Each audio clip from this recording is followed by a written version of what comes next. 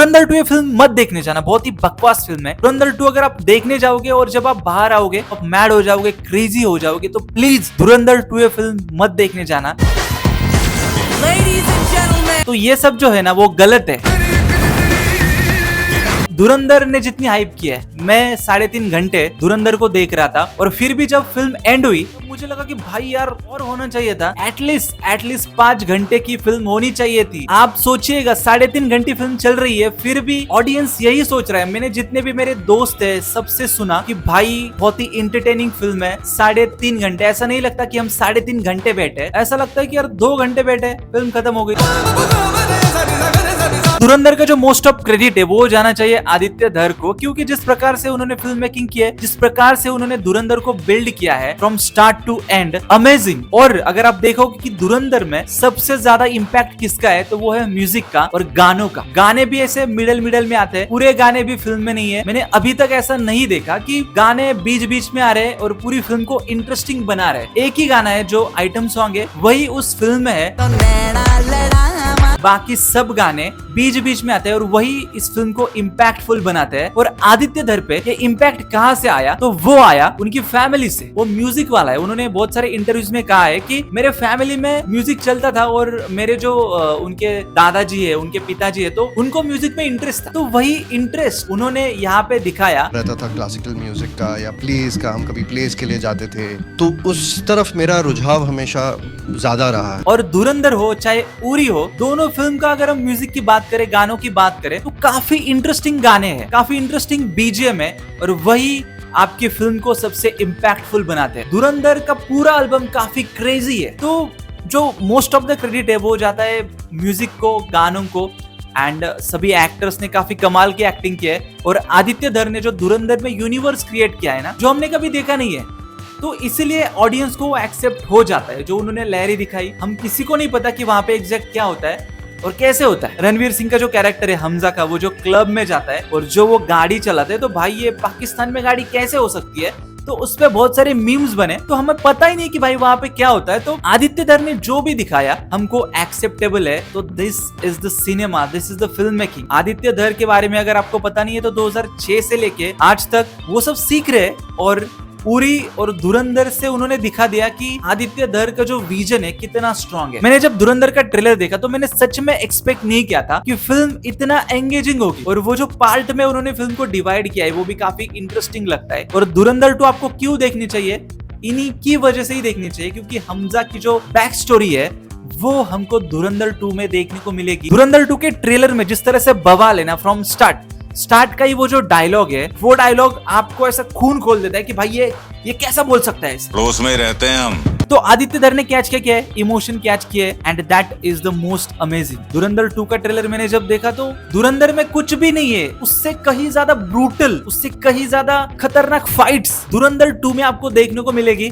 और लिटरली आप जब धुरंधर 2 देखने के बाद बाहर आओगे ना, तो मैं ये दावे के साथ कह सकता हूँ कि आप क्रेजी हो जाओगे, आप मैड हो जाओगे, और आप ये सोचोगे कि भाई ये मैंने क्या देख लिया, और क्या ये, दिस इज समथिंग क्रेजी। और बॉलीवुड में अगर आप देखोगे कि बहुत टाइम से इससे इम्पैक्टफुल फिल्में नहीं आई, RR, पुष्पा, सब वही चल रहा है, वो सब साउथ की बातें कर रहे हैं, लेकिन अब किसकी बात हो रही है, धुरंधर की बात हो रही है। पिछले 2-3 महीनों से हम सिर्फ धुरंधर के बारे में बात करें, और यहाँ तक कि टॉक्सिक यश, KGF स्टार यश, उनकी फिल्म रिलीज होने वाली थी, धुरंधर के साथ 2 के साथ वो क्लैश करने वाली थी, लेकिन उन्होंने भी उस फिल्म को पोस्टपोन किया। दिस इज द डर ऑफ धुरंधर।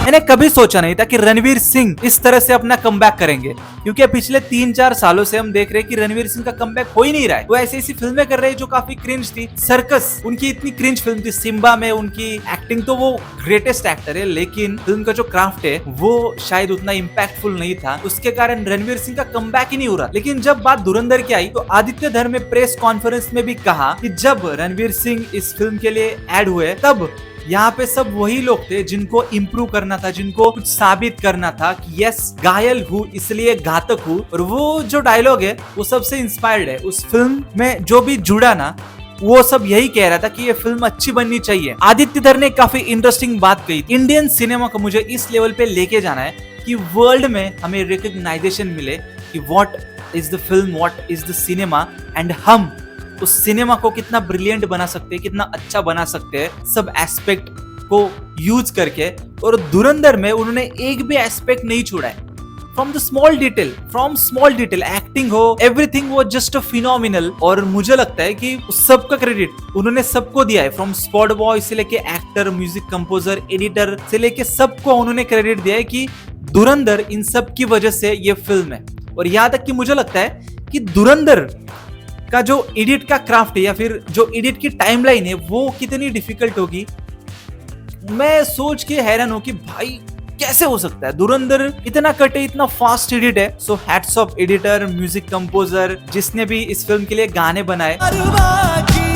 धुरंधर 2 की जो हाइप है वो किसकी वजह से बनी है? धुरंधर की वजह से बनी है। और मुझे लगता है कि धुरंधर 2 में हमको हमजा की बैक स्टोरी, जसकीरत सिंह रानी की बैक स्टोरी हमको देखने को मिलेगी, जो भी क्रेजी होगी, मैड होगी। और लहरी पे अब कौन कब्जा करेगा, रहमान डकेट के साथ क्या हुआ हम सबको पता है। और अब लहरी का नेक्स्ट किंग होगा कौन? की मौत के बाद कौन बनेगा लहरी का बादशाह? मैंने ये भी देखा कि आज धुरंधर 2 के काफी सारे जो शोज है वो कैंसिल हो रहे हैं। क्यों?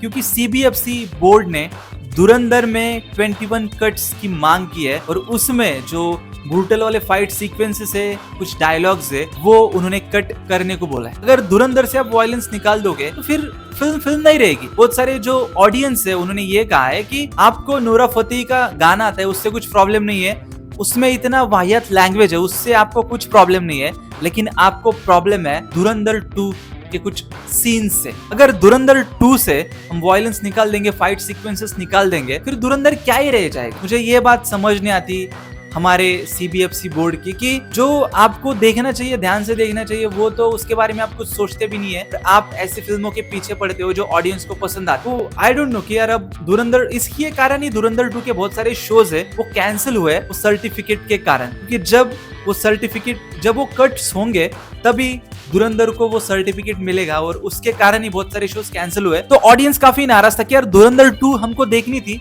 लेकिन ये शो कैंसिल हुआ। तो उसी का रीजन वही है। और बाहर भी जो धुरंधर 2 के शोज होने वाले हैं तो वो भी मुझे लगता है शायद कैंसिल होंगे ड्यू टू फिल्म का जो प्रॉपर डेटा है वो अभी तक वहां तक नहीं पहुंचा है सर्टिफिकेट के कारण। तो जब ये होगा तब पूरी फिल्म थिएटर में जाएगी, वहां तक जाएगी और तब धुरंधर 2 फिल्म रिलीज होगी, प्रॉपर रिलीज होगी। तो लेट्स सी कि अब धुरंधर 2 के साथ क्या क्या होगा। धुरंधर के बारे में भी काफी सारी कंट्रोवर्सीज हुई थी, जैसे कि रणवीर सिंह और सारा अर्जुन का जो एज गैप डिफरेंस है उसके बारे में बात हो रही थी। और ध्रुव राठी ने ये भी कहा था कि धुरंधर में इतना प्रोपोगेंडा है कि कैसे हो सकता है। आदित्य दर ये भी कहते हैं कि बेस्ड ऑन रियल इवेंट, और आदित्य दर उसका इस्तेमाल करके फिल्म में रियल इंसिडेंट ही दिखाते हैं। तो आई नो दैट कि धुरंधर में जितने सारे सीन्स है या फिर जितने सारे जो कैरेक्टर्स है वो रियल लाइफ से इंस्पायर्ड है, नाम भी सेम ही है, लेकिन आदित्य दर ने अपना जो दिमाग लगाया ना वो काफी बढ़िया है। और आई नो कि धुरंधर 2 ये फिल्म चाहे कुछ भी कहे, चाहे कुछ भी हो, धुरंधर 2 फिल्म ब्लॉकबस्टर होगी, नेक्स्ट लेवल जाएगी। रणवीर सिंह, तो जो भी लोग धुरंधर के पहले बहुत सारे लोग उनको ट्रोल कर रहे थे, क्रिटिसाइज कर रहे थे, और जब ये भी बात हुई थी कि कांतारा के जो actor director Rishabh Shetty sir है, एक अवार्ड शो में रणवीर सिंह वहां पे गए थे,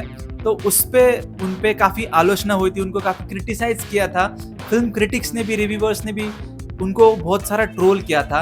और वही लोग आज रणवीर सिंह को इतना प्रेज कर रहे कि मैं सोच में पड़ गया कि भाई क्या ही पलटी मारे हो यार, ऐसे कैसे पलटी मार सकते हो।